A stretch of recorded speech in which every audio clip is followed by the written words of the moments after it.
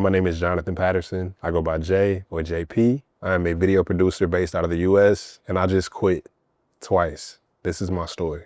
So I've been a video producer since 2017, and I've been a full-time video producer since 2020. So throughout these years, of course, there have been ups and downs. I will spare you all of the amazing details. Now, I was really only doing it part-time while in Texas. I still have my full-time job, and that was up until the pandemic. So when the pandemic hit and I lost my job, that is when this became a full-time thing. So for the past 9 years, I've done all types of different video work, from music videos to events, to commercials, to corporate. I've done a wide variety of different types of videography jobs.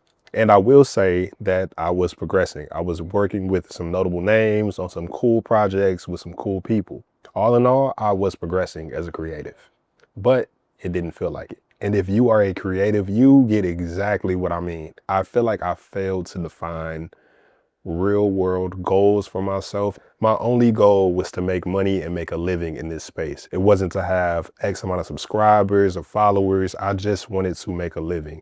And I did so for the most part. But as some of you may know, when you're moving like that, you're really moving without an actual purpose. So as I bounced around from video to video, set to set, things got a little old, things got a little stale. And that's everything from the videos themselves, the unstable income, the uncertainty of my future, everything. I mean, I was all over the place. Now, again, it's not like I wasn't progressing at all. It's not like I was only getting small jobs. I was getting and still am getting pretty decent jobs with pretty notable companies, but it wasn't a consistent thing, which again, if you are a creative, you know exactly what I mean. Like I would have a big job in February and then little tiny jobs all the way up until like a June, July, and have a big job and then small jobs.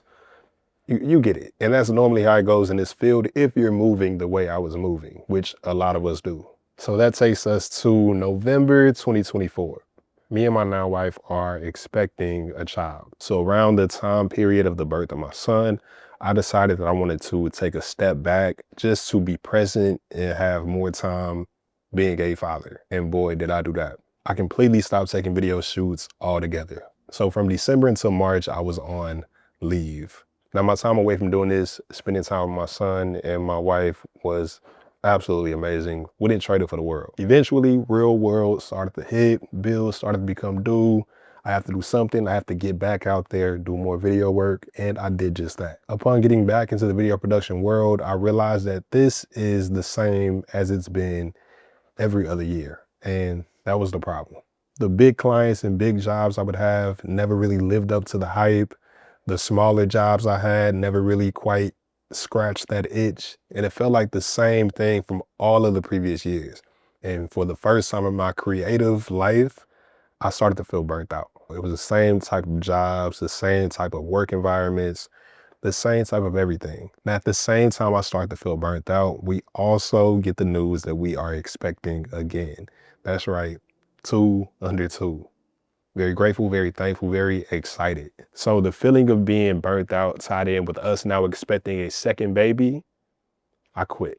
October 2025, I went back to work. I went back to what I knew and had formal training in and formal education, which is electrical work. I decided that I would get a normal blue collar career 9-to-5 job with a stable income, find a house nearby the job, and call it quits. Now, realistically speaking, I didn't plan on literally quitting forever and never doing this again. More so, this would turn into a weekend hobbyist type of thing. Consider it a large step back. So I went and I got a job.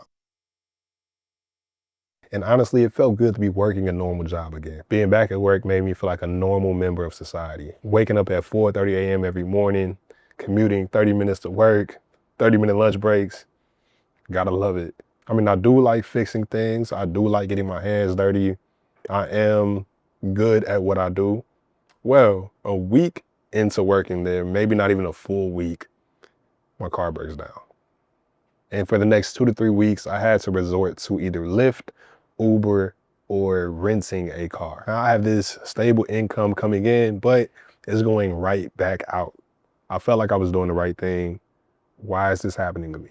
And also I discovered while at this job that the person I had grown to be and the freedoms I once had with entrepreneurship didn't make me the best employee. Knowing my potential and where I could take my skill and my craft, I started to feel like I had made a huge mistake and I had taken for granted the freedoms that I once had. Although creative work is not the most stable and it's not the safest route to get to where you want to go, I realized I had traded something much more valuable, which was my time. The majority of people, men especially, don't have the luxury of being able to wake up with their kids. They don't have the opportunity to be a part of their children's life as much because they're tied to this 9-to-5 job, which is a very normal thing. But I knew that that did not have to be my reality. I am capable and confident in my abilities. So in November, the very next month, I got up at 4:30 a.m., got dressed for work, drove